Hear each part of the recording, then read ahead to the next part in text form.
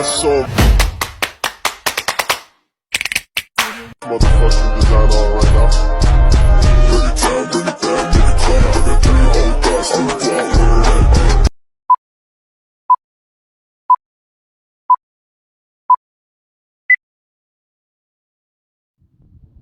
Tata ruang laut merujuk pada perencanaan, pengaturan, dan pengelolaan penggunaan ruang di wilayah perairan laut. Konsep ini melibatkan alokasi dan pengaturan berbagai kegiatan manusia di laut, seperti pelayaran, penangkapan ikan, pariwisata, industri, dan perlindungan lingkungan. Tujuan utamanya adalah untuk menciptakan keseimbangan antara pemanfaatan sumber daya laut dan pelestarian lingkungan laut. Tata ruang laut melibatkan proses perencanaan yang mempertimbangkan berbagai aspek, termasuk aspek ekonomi, sosial, ekologis, dan keamanan. Pihak yang terlibat dalam perencanaan tata ruang laut biasanya mencakup pemerintah, masyarakat lokal, industri perikanan, pariwisata, dan kelompok lingkungan. Langkah-langkah dalam ruang laut dapat mencakup identifikasi area yang cocok untuk berbagai kegiatan, penetapan zona-zona tertentu untuk tujuan tertentu, dan pengembangan regulasi yang mengatur aktivitas manusia di laut. Penerapan tata ruang laut dapat membantu mencegah konflik antara kegiatan, menjaga keberlanjutan sumber daya laut, dan melindungi lingkungan laut.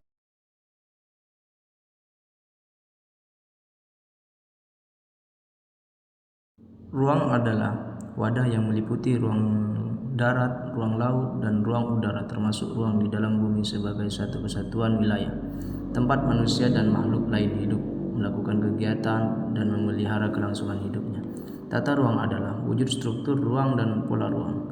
Sifat laut sebagai ruang yang pada setiap segmennya, baik secara vertikal maupun horizontal, memiliki potensi yang dapat dimanfaatkan untuk satu peruntukan tertentu, merupakan perbedaan mendasar antara penataan ruang darat dan laut. Secara horizontal, wilayah permukaan laut dimanfaatkan sebagai jalur pelayaran, baik penumpang maupun barang, merupakan instrumen penting yang kita perlukan untuk mewujudkan visi Indonesia sebagai pos maritim dunia, sebagaimana yang telah dicanangkan pemerintah. Sebagai negara kepulauan, seperti halnya Indonesia, wilayah laut memiliki fungsi makna dan arti serta peranan yang sangat penting dalam kaitan dengan bagaimana wilayah laut beserta sumber daya yang terkandung di dalamnya dapat dikelola secara baik dan efisien, serta berkelanjutan sejalan dengan tujuan pembangunan nasional. Kesadaran akan tanggung jawab pengelolaan wilayah laut didasarkan pada kenyataan bahwa potensi sumber daya laut dan pesisir merupakan aset bangsa yang potensial bagi pengembangan wilayah dan juga menyimpan berbagai permasalahan yang signifikan. Untuk dapat memanfaatkan nilai dan manfaat dari sumber daya laut dan pesisir bagi pengembangan wilayah nasional secara berkelanjutan, serta menjamin kepentingan umum secara luas atau public interest, maka pengelola wilayah laut merupakan bagian terpenting yang bertujuan agar wilayah laut dan seluruh kekayaan alam yang terkandung di dalamnya dapat dikelola dan dimanfaatkan secara optimal. Sejalan dengan tuntunan otonomi daerah, di mana daerah diberikan kewenangan dalam pengelolaan sumber daya laut, menuntut adanya pengaturan tentang batasan-batasan dalam kaitan dengan pengaturan batas wilayah laut, dengan yang merupakan batasan wilayah pengelolaan bagi daerah. Pengatur batas wilayah pengelolaan laut bagi daerah merupakan konsekuensi juridis sebagaimana dimaksud bagi daerah merupakan konsekuensi juridis sebagaimana dimaksud dalam ketentuan pasal 18 ayat 1 dan ayat 3 Undang-Undang Nomor 32 Tahun 2004. Adanya kewenangan daerah sampai pada batas yang ditentukan tersebut menitik beratkan kepada pengatur batas-batas administrasi kewenangan daerah dalam pengelolaan sumber daya laut tersebut di atas menganut sistem pembagian wilayah yang apabila tidak dikaji dengan benar akan mengakibatkan bentuk-bentuk pengaplingan wilayah laut oleh daerah yang berakibat pada terjadinya konflik pada wilayah laut. Selain itu juga kewenangan daerah dalam mengelola wilayah laut sebagai konsekuensi dari adanya desentralisasi pada bidang kelautan. Jika tidak dicermati dengan baik akan berdampak terhadap pengkeplingan wilayah laut oleh daerah. Kenyataan tersebut semakin diperparah oleh karena belum dituntaskannya pengaturan terhadap batas laut bagi daerah, provinsi dan kabupaten kota yang merupakan penerapan Undang-Undang Nomor 32 Tahun 2004 sebagaimana dimaksud dalam pasal 18 ayat 1 dan ayat 3. Hal tersebut berdampak terhadap wilayah-wilayah yang berkarakteristik kepulauan sebagai konsekuensi adanya penyebaran pulau-pulau.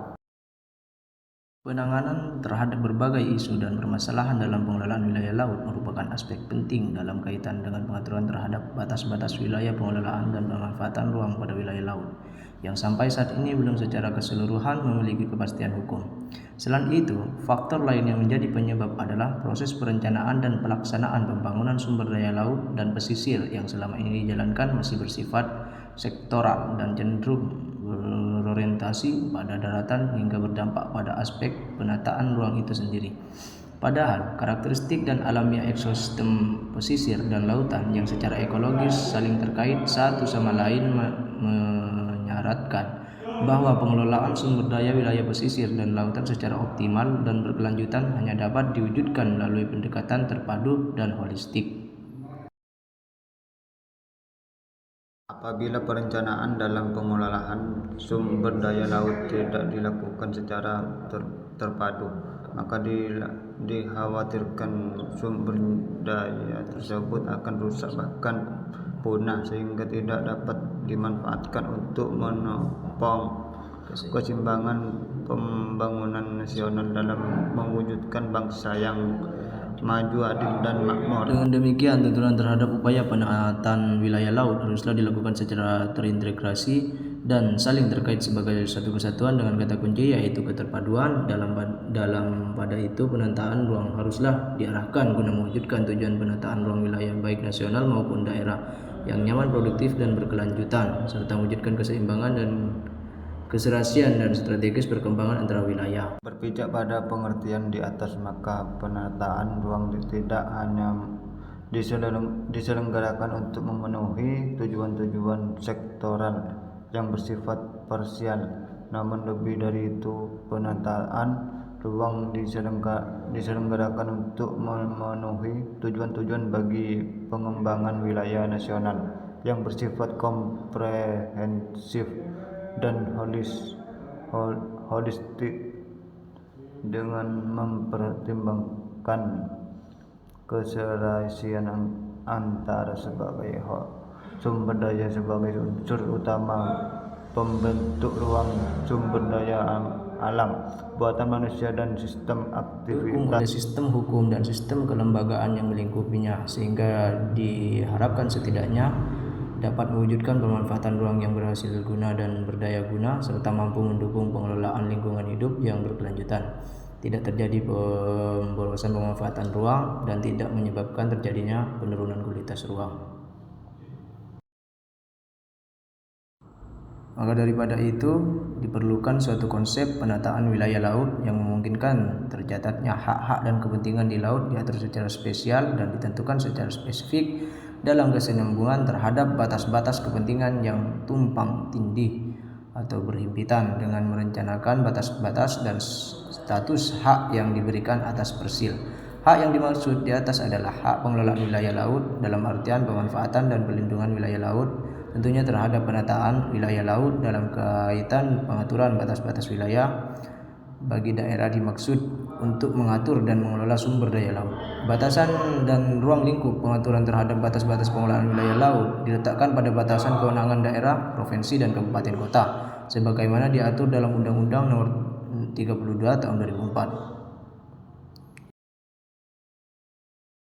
Pemanfaatan sumber daya yang berkelanjutan. Mengatur dan mengelola kegiatan seperti penangkapan ikan, budidaya perairan, dan energi terbarukan di laut untuk memastikan penggunaan sumber daya yang berkelanjutan. Pencegahan konflik antara kegiatan, menghindari tumpang tindih dan konflik antara berbagai kegiatan di laut seperti pelayaran, pariwisata, dan industri dengan memberikan zona-zona khusus untuk masing-masing kegiatan. Pelestarian ekosistem laut, melindungi dan melestarikan ekosistem laut serta minimalkan dampak negatif kegiatan manusia terhadap lingkungan laut. Pengembangan pariwisata berkelanjutan, mendorong pengembangan pariwisata laut yang berkelanjutan dengan menjaga keindahan alam bawah laut dan memberikan manfaat ekonomi kepada masyarakat lokal. Keamanan dan navigasi, menyusun rencana yang memastikan keamanan pelayaran dan navigasi di laut dengan pertimbangkan rute pelayaran, zona larangan, dan persyaratan keselamatan. Menerapkan tata ruang laut yang baik dapat diciptakan keseimbangan yang optimal dan antara pemanfaatan sumber daya laut dan pelestarian lingkungan, menjaga keberlanjutan ekosistem laut dan generasi yang akan datang.